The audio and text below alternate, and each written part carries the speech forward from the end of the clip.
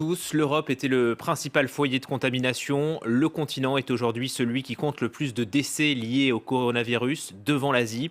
Les mesures de confinement s'accélèrent et se multiplient, à l'image de la Belgique qui a sauté le pas il y a une heure. Bonjour Pierre Bénazé. Vous êtes à Bruxelles. Les Belges doivent donc aussi rester à la maison. Bonjour. Oui, effectivement, depuis midi, ça y est, le confinement a été décrété. Les Belges s'y attendaient depuis l'annonce des premières mesures jeudi soir dernier. Il y avait déjà eu la fermeture de tous les commerces non essentiels. Désormais, l'essentiel des commerces est fermé depuis midi. Il ne reste d'ouvert que, évidemment, les stations-service, les pharmacies, les commerces alimentaires, mais aussi les banques, les librairies et les salons de coiffure, mais seulement un client par salon de coiffure et par rendez-vous. Pour les magasins d'alimentation, les supermarchés, ils vont devoir évidemment engager du personnel, en tout cas c'est ce qui est prévu, parce qu'il faut des files d'attente extérieures qui vont devoir être gérées et il peut y avoir un client maximum sur une surface de 10 mètres carrés, donc ça va être effectivement assez compliqué à gérer. On n'a pas vu encore exactement comment ça fonctionnait, parce que pour l'instant, l'entrée en vigueur est effectivement décrétée, mais on n'a pas encore, par exemple, de sanctions. La Première ministre Sophie Wilmès n'en a pas annoncé lors de sa conférence de presse hier soir. En tout cas, ce sont des mesures qui ressemblent fortement à celles annoncées en France.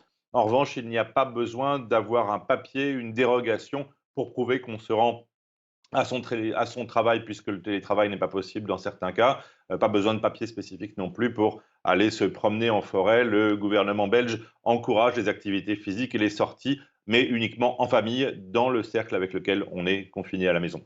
Juste à côté de la Belgique, Pierre, les Pays-Bas, eux, refusent le confinement. Oui, effectivement, il y a des dissensions au sein de l'Union européenne sur les mesures.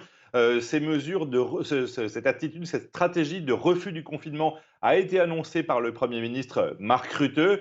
Il estime qu'il faut créer une immunité collective aux Pays-Bas et donc il faut en quelque sorte que le virus circule. Alors évidemment, pour étaler le pic de saturation dans les hôpitaux, les écoles ont été fermées, les bars, les cafés, les restaurants, ainsi que les maisons closes ou les coffee shops par exemple. En revanche, pas de mesures de confinement. Le Premier ministre estime que cette stratégie devrait permettre aux Pays-Bas de se sortir plus vite de la crise, parce que si on fermait tout, ça pourrait durer des mois, voire un an. C'est en tout cas ce qu'affirme Mark Rutte. Il est critiqué par certains en Europe parce que c'était la stratégie qui avait été choisie par le Royaume-Uni, une stratégie à laquelle les Britanniques ont finalement renoncé. Merci pour ces éléments, Pierre Bénazé, en direct de Bruxelles. J'ajoute que ce soir, Angela Merkel s'adressera à la nation, une première en 14 ans de pouvoir pour la chancelière allemande. En France, la vie s'est arrêtée.